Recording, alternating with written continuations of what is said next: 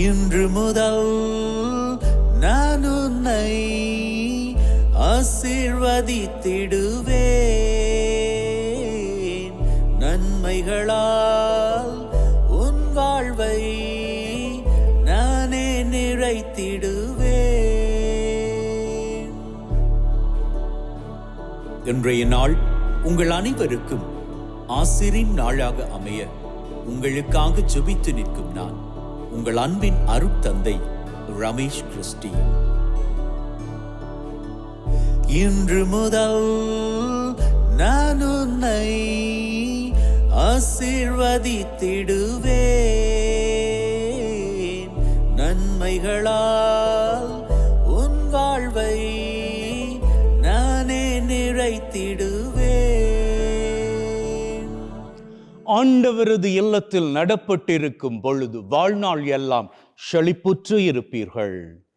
தந்தை, மகன், தூய ஆவியாரின் பெயராலே ஆமென். நம் ஆண்டவராகிய இயேசு கிறிஸ்துவின் அருளும் கடவுளின் அன்பும் தூய ஆவியாரின் நட்புறவும் உங்கள் அனைவரோடும் இருப்பதாக, ஆன்மாவோடும் இருப்பதாக. பலியிலே கலந்து கொள்ள தடையாக இருக்கும் மீறுதல்கள், பலவீனங்களுக்காக மனம் வருந்துவோம், மன்னிப்பு வேண்டி மன்றாடுவோம்.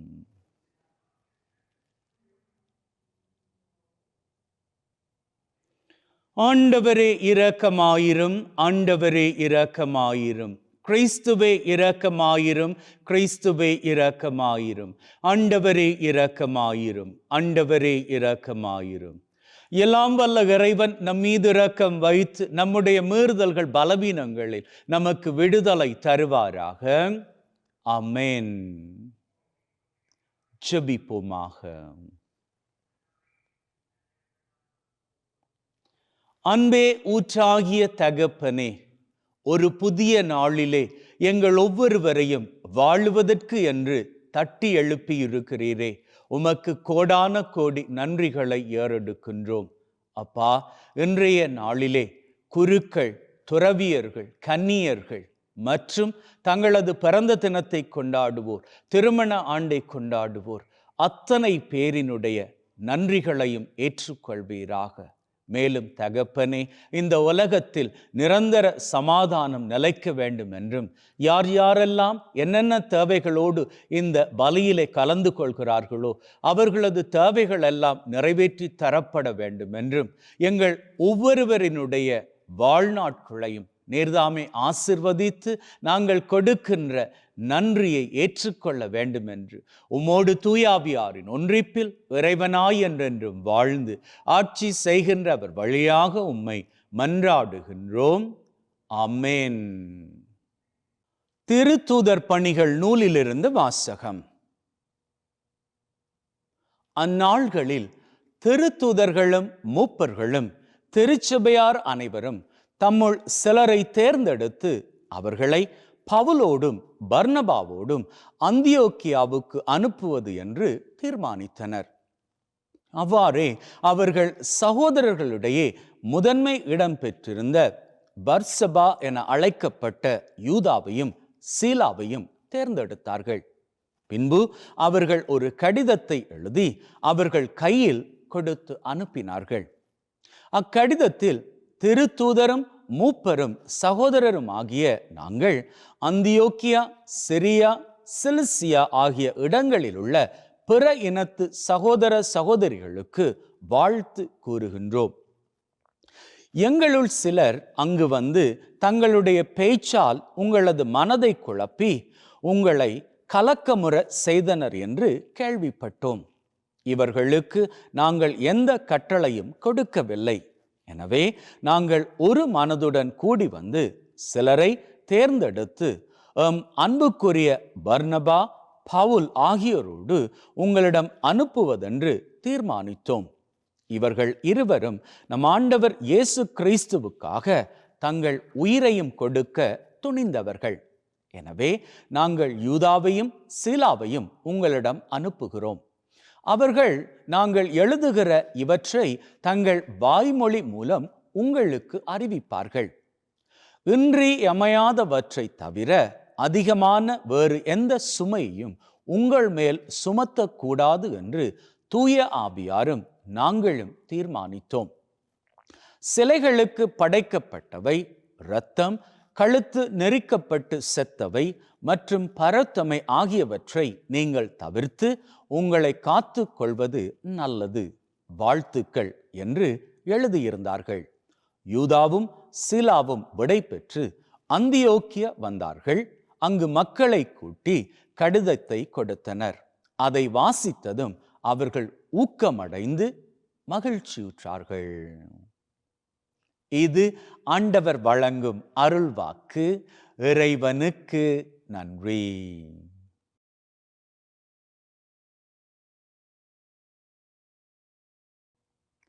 என் தலைவரே, மக்களினங்களிடையே உமக்கு நன்றி செலுத்துவேன்.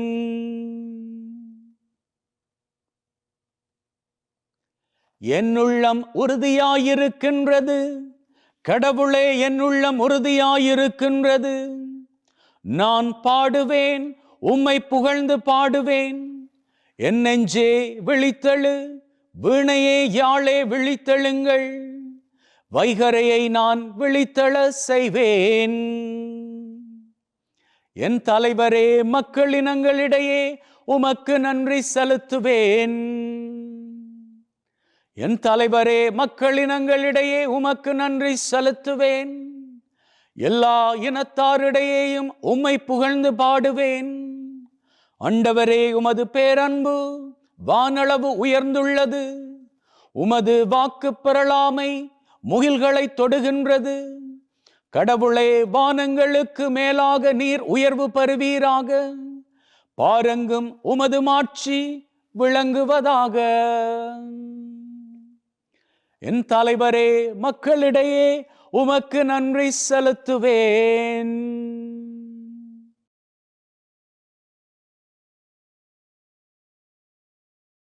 அல்லேலூயா, அல்லேலூயா.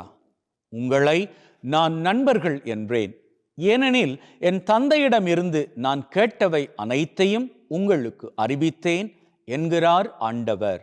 அல்லேலூயா.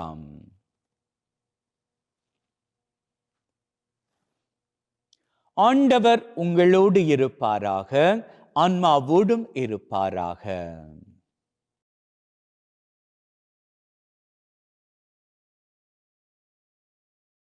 யோவான் எழுதிய நற்செய்தியிலிருந்து வாசகம். ஆண்டவரே, மாட்சி உமக்கே. அக்காலத்தில் இயேசு தம் சீடரை நோக்கி கூறியது, நான் உங்களிடம் அன்பு கொண்டிருப்பது போல நீங்களும் ஒருவர் மற்றவரிடம் அன்பு கொண்டிருக்க வேண்டும் என்பதே என் கட்டளை. தன் நண்பர்களுக்காக உயிரை கொடுப்பதை விட சிறந்த அன்பு யாரிடமும் இல்லை. நான் கட்டளை இடுவதையெல்லாம் நீங்கள் செய்தால் நீங்கள் என் நண்பர்களாய் இருப்பீர்கள். இனி நான் உங்களை பணியாளர் என்று சொல்ல மாட்டேன், ஏனெனில் தம் தலைவர் செய்வது இன்னது என்று பணியாளருக்கு தெரியாது. உங்களை நான் நண்பர்கள் என்றேன், ஏனெனில் என் தந்தையிடமிருந்து நான் கேட்டவை அனைத்தையும் உங்களுக்கு அறிவித்தேன். நீங்கள் என்னை தேர்ந்து கொள்ளவில்லை, நான் தான் உங்களை தேர்ந்து கொண்டேன். நீங்கள் கனி தரவும் நீங்கள் தரும் கனி நிலைத்திருக்கவும் உங்களை ஏற்படுத்தினேன். ஆகவே நீங்கள் என் பெயரால் தந்தையிடம் கேட்பதையெல்லாம் அவர் உங்களுக்கு கொடுப்பார். நீங்கள் ஒருவர் மற்றவரிடம் அன்பு கொள்ள வேண்டும் என்பதே என் கட்டளை. இது கிறிஸ்து வழங்கும் நற்செய்தி. கிறிஸ்துவே உமக்கு புகழ்.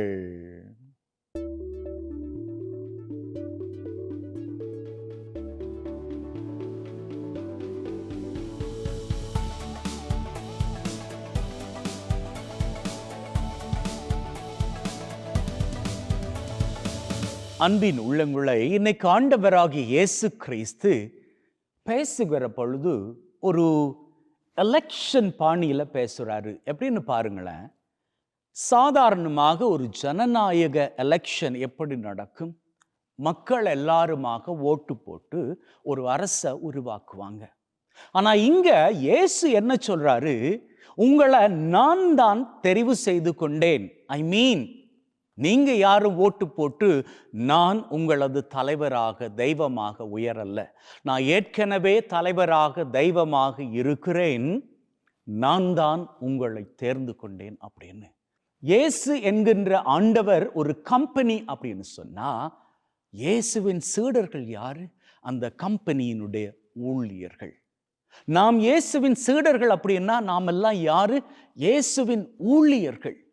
அப்போ இயேசு ஆண்டவர் என்கின்ற கம்பெனிக்கு நாம் எல்லாம் வேலை செய்ய கடமைப்பட்டவர்கள். அப்போ அவருடைய கம்பெனியில நாம வேலை செய்கின்றவர்களாக இருந்தால், அவர் சொல்லிக் கொடுத்த பாணியில் தானே நாம வேலை செய்யணும். அதை விட்டுட்டு நாம முரணான பாணியில வேலை செய்வோமாக இருந்தால் நமக்கு கிடைக்கக்கூடிய ஊதியம் கரெக்டானதாக இருக்குமா? கிடையாது இல்லையா? இன்னும் தெளிவாக சொல்லுகிறேன், புரியும்படியாக சொல்லுகிறேன். இயேசு ஆண்டவர் தன்னுடைய கம்பெனியில வைத்திருக்கக்கூடிய சட்ட திட்டங்கள் இரண்டு தான். தெய்வத்தை நேசியுங்கள், ஜனங்களை நேசியுங்கள். இதுதான் அவருடைய சட்ட திட்டங்கள். இயேசு ஆண்டவர் தான் அந்த கம்பெனிக்கு தலைவர். இயேசு ஆண்டவர் தான் அரசு, அவர்தான் அரசன், அவர்தான் ஜனாதிபதி. அப்போ அந்த ஜனாதிபதியாக இருக்கக்கூடிய இயேசு ஆண்டவர், தலைவராக இருக்கக்கூடிய இயேசு ஆண்டவர், ராஜாவாக அரசராக இருக்கக்கூடிய இயேசு ஆண்டவர், அவருடைய பணியாளர்களாக இருக்கக்கூடிய நம்மை பார்த்து சொல்லுகிறார், நான் தான் உங்களை தெரிஞ்சு கொண்டிருக்கிறேன். ஆகவே நான் சொன்ன காரியங்களை நீங்க செய்யுங்க. நீங்க என்ன பண்ணிக்கணும்? தெய்வத்தை நேசிக்கணும், ஜனங்களை நேசிக்கணும். ஒரு வேளையில நீங்க இந்த காரியங்கள் பண்ணல அப்படின்னு சொன்னா என்ன அர்த்தம்? நீங்க உங்க அரசருக்கு புறம்பாக செயல்படுறீங்க. உங்க அரசர் என்ன சொல்லி இருக்கிறார்? அன்போடு வாழும்படி. நீங்க அன்போடு வாழல, அடுத்தவனுக்கு விரோதம் காமிக்கிறீங்க, அடுத்தவனோடு பகை உணர்வோடு பழகுறீங்க, அல்லது உங்களோட நீங்க பகை உணர்வோடு இருக்கிறீங்க, உங்களையே நீங்க கவனிச்சுக்கல. ஏன்னா இயேசு ஆண்டவரை பொறுத்த மட்டும் நம்மளுடைய உடல் ஒரு ஆலயம் இல்லையா? நாம் இந்த உடம்பை சரியா கவனிக்கல, நேரத்துக்கு சாப்பிடல, கண்டதை இதுக்குள்ள அனுப்பிடுறோம். அப்படியாக இருந்தா நாம அந்த அரசுக்கும் அரசருக்கும் சரியான முறையில் செயல்படுறோமா? கிடையாது இல்லையா? முரணாக செயல்படுகிறோம். முரணாக செயல்பட்டு கொண்டு அரசு தரக்கூடிய வருமானத்தை நம்மால எதிர்பார்க்க முடியுமா? ஆண்டவரிடமிருந்து ஆசிரை எதிர்பார்க்க முடியுமா? கிடையாது இல்லையா? அப்போ ஆண்டவரது ஆசீர் நம்முடைய வாழ்க்கையில் இறங்கணும் அப்படின்னா, நாம ஆரோக்கியத்தோடு வாழணும் அப்படின்னா, முதல்ல நாம இதை கரெக்டா ஹேண்டில் பண்ணிக்கணும். நாம மகிழ்வோடு வாழணும் அப்படின்னு சொன்னா யாருடைய மகிழ்வையும் நாம கெடுக்க கூடாது.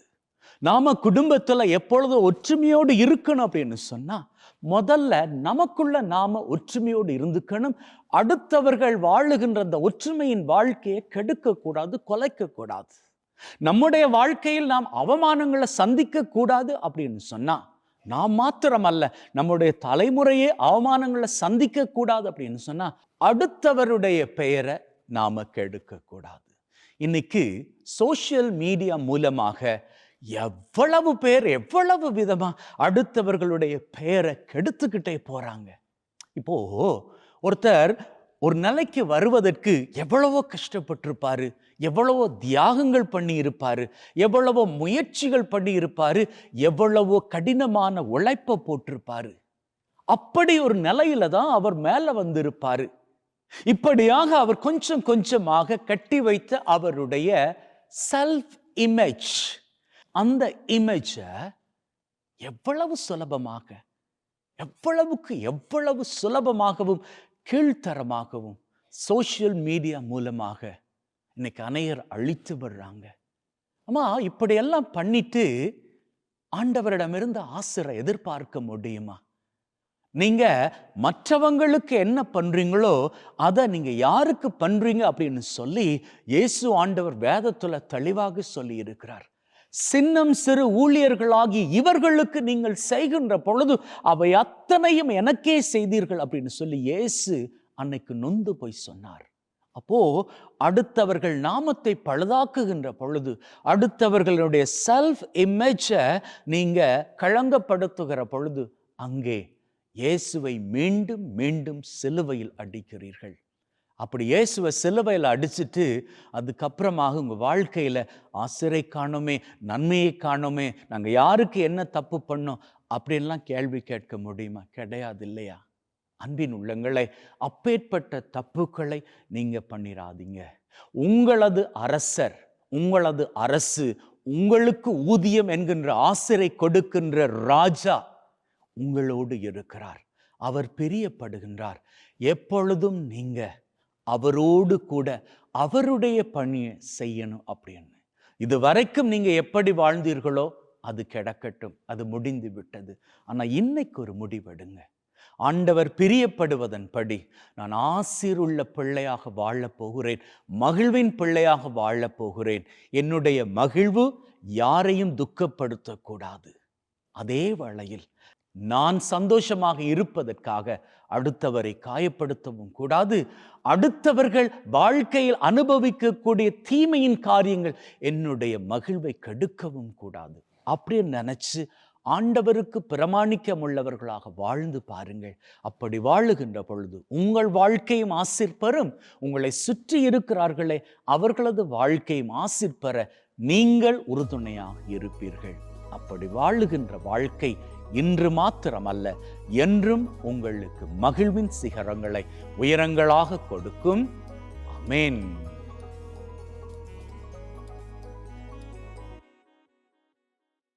நீர் என்ன சொன்னாலும் தவறாமல் செய்திடுவேன். நீ தந்த வாழ்க்கையாவும் உமக்குத்தான் சொந்தமே. ஆண்டவரே, அனைத்துலகின் நிறைவா உம்மை போற்றுகின்றோம். ஏனெனில் உமது அருட்பெருக்கிலிருந்து இந்த அப்பத்தை பெற்றுக் கொண்டோம். நலத்தின் விளைவும் மனித உழைப்பின் பயனுமாகிய இந்த அப்பத்தை உமக்கு ஒப்புக் கொடுக்கின்றோம்.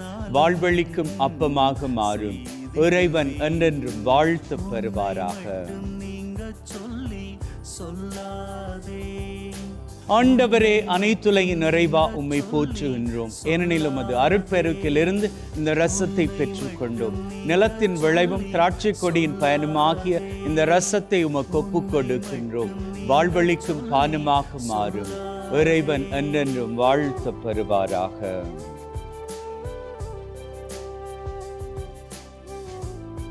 Wash away from our iniquities, cleanse me from all my sins. சகோதர சகோதரிகளை, பிள்ளைகளை, என்னுடையதும் உங்களுடையதுமான இந்த பலி நம் தந்தையாகிய இறைவனுக்கு ஏற்றதாகும்படி மன்றாடுங்கள். ஆண்டவர் தன்னுடைய திருப்பெயரின் புகழ்ச்சிக்காகவும் மாட்சிக்காகவும் திரு அவையின் நன்மைக்காகவும் கையிலிருந்து இந்த பலியை ஏற்றுக்கொள்வாராக. மீட்பு கூற்றாகிய தகப்பனை இறைவா, ஒப்பு கொடுக்கின்ற பலி வழியாக எங்கள் வாழ்வின் மீது நிறைய ஆசிரை பொழிந்தருள்வீராக. எங்கள் ஆண்டவராகிய கிறிஸ்து வழியாக உம்மை மன்றாடுகின்றோம்.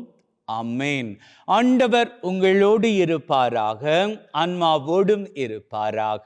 இதயங்களை மேலே எழுப்புங்கள். ஆண்டவரை நோக்கி எழுப்பியுள்ளோம். நம் இறைவனாகிய ஆண்டவருக்கு நன்றி கூறுவோம். அதுவே தகுதியும் நீதியுமானது. தூயவரான தந்தையே, என்றும் வாழும் எல்லாம் வல்ல இறைவா, எந்நாளும் எவ்விடத்திலும் நாங்கள் உமக்கு நன்றி பலி செலுத்துவது மெய்யாகவே தகுதியும் நீதியுமாகும். எங்கள் கடமையும் மீட்புக்குரிய செயலுமாகும். உம்முடைய வார்த்தையானவர் வழியாக அனைத்தையும் படைத்தீர். அவரை மீட்பராக இடேற்றுபவராக எங்களுக்கு அனுப்பினீர். அவர் தூய ஆவியால் கன்னிமரியிடமிருந்து உடலெடுத்து மனிதனானார். சாவை வென்று உயிர்ப்புண்ணென விளங்க செய்தார். ஆகவே வானதூதர் புனிதர் அனைவரோடு நாங்களும் சேர்ந்து உம்முடைய மாட்சியை புகழ்ந்து ஒரே குரலாய் சொல்லுவதாவது: தூயவர், தூயவர், தூயவர், வான் படைகளின் கடவுளாம் ஆண்டவர். விண்ணகமும் மண்ணகமும் உமது மாட்சியால் நிறைந்துள்ளன. உன்னதங்களிலே ஓசன்னா. ஆண்டவர் பெயரால் வருகிறவர் ஆசி பெற்றவர். உன்னதங்களிலே ஓசன்னா.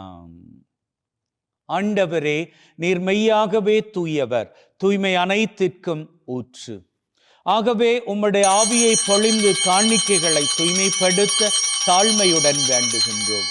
இவ்வாறு எங்கள் ஆண்டவர் இயேசு கிறிஸ்துவின் உடலும் இரத்தமுமாக எங்களுக்கு இவை மாறுவனவாக. அவர் பாடுபட உளம் கனிந்து தம்மை கையளித்த போது அப்பத்தை எடுத்து நன்றி செலுத்தி அதை பிட்டு தம் சீடருக்கு கொடுத்து அவர் சொன்னதாவது: எல்லாரும் இதிலிருந்து பெற்று உண்ணுங்கள். ஏனெனில் இது உங்களுக்காக கையளிக்கப்படும் என் உடல்.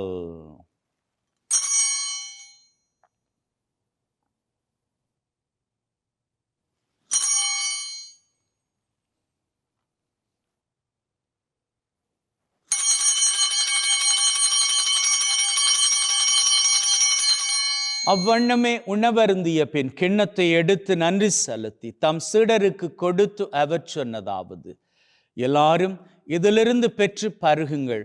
ஏனெனில் இது புதிய நித்திய உடன்படிக்கைக்கான என் இரத்தம், பாவ மன்னிப்புக்கென்று உங்களுக்காகவும் எல்லாருக்காகவும் சிந்தப்படும். இதை என் நினைவாக செய்யுங்கள்.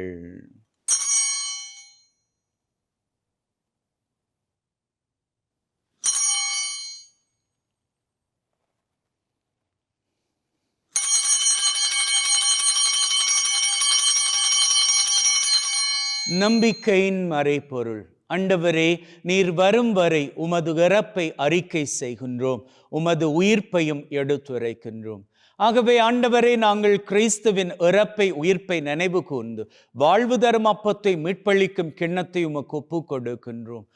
திருமண் நின்று உமக்கு ஊழியம் புரிய தகுந்தவர்கள் என எங்களை ஏற்றுக்கொண்டீர். எனவே உமக்கு நன்றி செலுத்துகின்றோம். மேலும் கிறிஸ்துவின் உடலிலும் இரத்தத்திலும் பங்கு கொள்ளும் எங்களை தூய ஆவி ஒன்று சேர்க்க வேண்டுமென தாழ்மையுடன் வேண்டுகின்றோம். ஆண்டவரே, உலகெங்கும் பரவி இருக்கும் உம்முடைய திரு அவை, எங்கள் திருத்தந்தை லியோ, எங்கள் ஆயர் தாமஸ் மற்றும் உம்முடைய திருநிலையினர் பொதுநிலையினர் அனைவரையும் பரம அன்பின் உறுதி பெற செய்தருளும். உயிர்த்தெழும் எதிர்நோக்குடன் இறந்து போன எங்கள் சகோதர சகோதரிகளை, இறந்தோர் அனைவரை ஒளிர்மிக்கும் திருமுன் ஏற்றுக்கொள்ளும். எங்கள் அனைவர் மீதும் இரக்கமாயிரும். கடவுளின் கன்னி தாயான மாட்சிமிக்க மரியா, அவருடைய கணவரான புனித யோசேப், இவ்வுலகில் உமக்கு உகந்தவர்களாயிருந்த புனிதராகிய அனைவருடன் நிலை வாழ்வில் தோழமை கொண்டு திருமகன் கிறிஸ்து வழியாக உம்மை புகழ்ந்தேற்றும் வரமருள உம்மை மன்றாடுகின்றோம். உள்ளங்களே, தெய்வீக பிரசன்னம் இங்கே. நம்முடைய உள்ளத்து விருப்பங்களை, தேவைகளை ஆழமான நம்பிக்கையோடு இப்பொழுது வேண்டி நிற்போம். அந்த வகையில் முதலில் இன்றைய நாளுக்கான தேவை.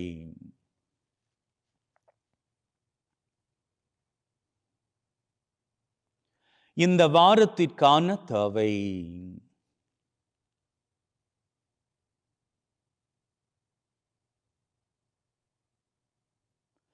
இந்த மாதத்திற்கான தேவை.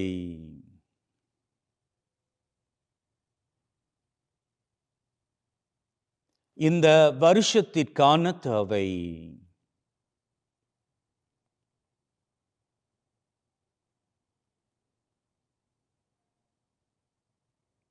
உள்ளத்தின் ஆழத்தில் இருக்கக்கூடிய 3 விசேட தேவைகள்.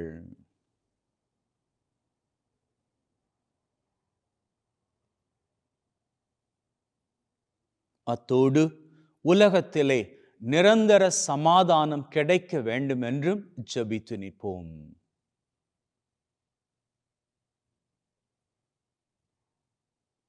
நாம் கேட்டுக்கொண்ட இந்த 8 தேவைகளையும் தெய்வம் கேட்ட மாத்திரத்திலேயே நிறைவேற்றி கொடுத்து விட்டார் என்கின்ற உள்ளத்து வைராக்கியத்துடன் வாருங்கள் அவர் புகழை வணக்கமாக ஏறெடுப்போம். இவர் வழியாக இவரோடு இவரில் எல்லாம் வல்ல இறைவனாகிய தந்தையே, தூய ஆவியின் ஒன்றிப்பில் எல்லா புகழும் மாட்சியும் என்றென்றும் உமக்கு உரியதே. ஆமீன், ஆமீன், ஆமீன். மீட்பரின் கட்டளையால் கற்பிக்கப்பட்டு தேவ படிப்பினையில் பயிற்சி பெற்று நாம் நம்பிக்கையோடு சொல்லுவோம். விண்ணுலகில் இருக்கிற எங்கள் தந்தையே, உமது பெயர் தூயது என போற்ற பெறுக. உமது ஆட்சி வருக. உமது திருவிழம் விண்ணுலகில் நிறைவேறுவது போல மண்ணுலகிலும் நிறைவேறுவதாக.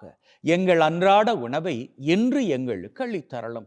எங்களுக்கு எதிராக தீமை செய்வோரை நாங்கள் மன்னிப்பது போல எங்கள் பாவங்களை பொறுத்தருளும். எங்களை சோதனைக்குட்படுத்தாதையும் தீமையிலிருந்து எங்களை விடுவித்தருளும். ஆண்டவரே, தீமை அனைத்திலும் இருந்து எங்களை விடுவித்து எங்கள் வாழ்நாளில் அமைதியை கனிவுடன் அருள உம்மை வேண்டுகின்றோம்.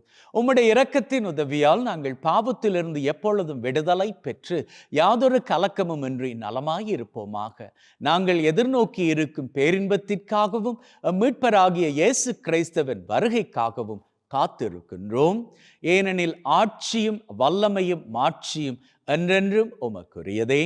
ஆண்டவரே இயேசு கிறிஸ்துவை, அமைதியை உங்களுக்கு விட்டு செல்கிறேன், என் அமைதியை உங்களுக்கு தருகிறேன் என்றும் திருத்தூதர்களுக்கு சொன்னீரே. எங்கள் மீறுதல்கள் பலவீனங்களை பார்க்காமல் உம்முடைய திரு அவையின் நம்பிக்கையை கண்ணோக்கி அதற்கு அமைதியும் ஒற்றுமையும் தந்தரள திருவிழம் கல்வீராக. என்றென்றும் வாழ்ந்து ஆட்சி செய்கின்றவர் நீரே. ஆமென்.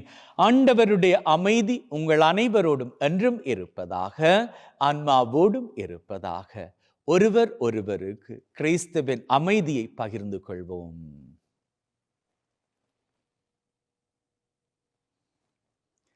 உலகின் பாவங்களை போக்கும் இறைவனின் செம்மறியே, எங்கள் மேல் இரக்கமாயிரும். உலகின் பாவங்களை போக்கும் இறைவனின் செம்மறியே, எங்கள் மேல் இரக்கமாயிரும். உலகின் பாவங்களை போக்கும் இறைவனின் செம்மறியே, எங்களுக்கு அமைதியை அளித்தருளும். இதோ நம் ஆண்டவராகிய இயேசு கிறிஸ்து நாம் ஒவ்வொருவரையும் மகிழ்வோடு வாழ அழைத்து நிற்கும் தெய்வம். அழைக்க பெற்ற நாங்கள் பேறு பெற்றோர். ஆண்டவரே, தேவரீர் என் உள்ளத்தில் எழுந்தருள நான் தகுதியற்றவன். ஆனால் ஒரு வார்த்தை மட்டும் சொல்லி அருளும், என் ஆன்மா நலமடையும். May the mingling of this body and blood of Christ bring me everlasting life. Amen.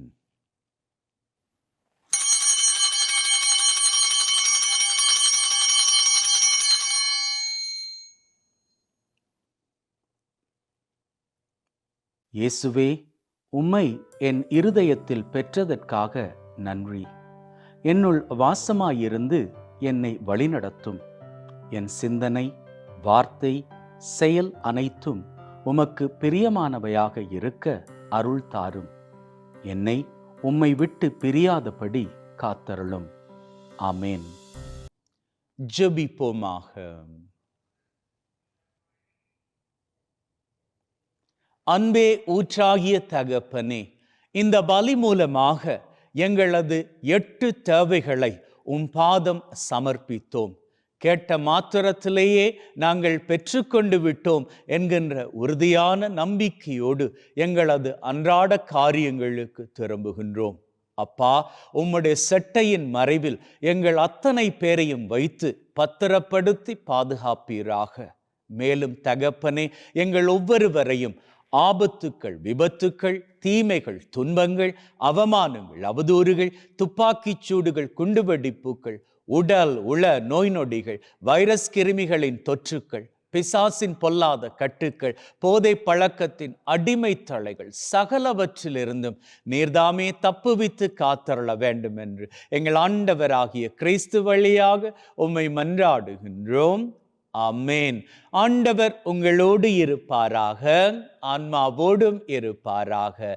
எல்லாம் வல்ல இறைவன் தந்தை, மகன், தூய ஆவி உங்கள் அனைவரையும் ஆசீர்வதிப்பாராக. சென்று வாழுங்கள். திருபலி நிறைவேறிற்று. இறைவனுக்கு நன்றி. அன்பின் உள்ளங்களே, ஆண்டவர் பிரியப்படுவதன் படி என்றும் எப்பொழுதும் மகிழ்ந்திருங்கள். இன்று மாத்திரமல்ல, எல்லா நாட்களும் மகிழ்ந்திருங்கள். May God bless you and see you all tomorrow.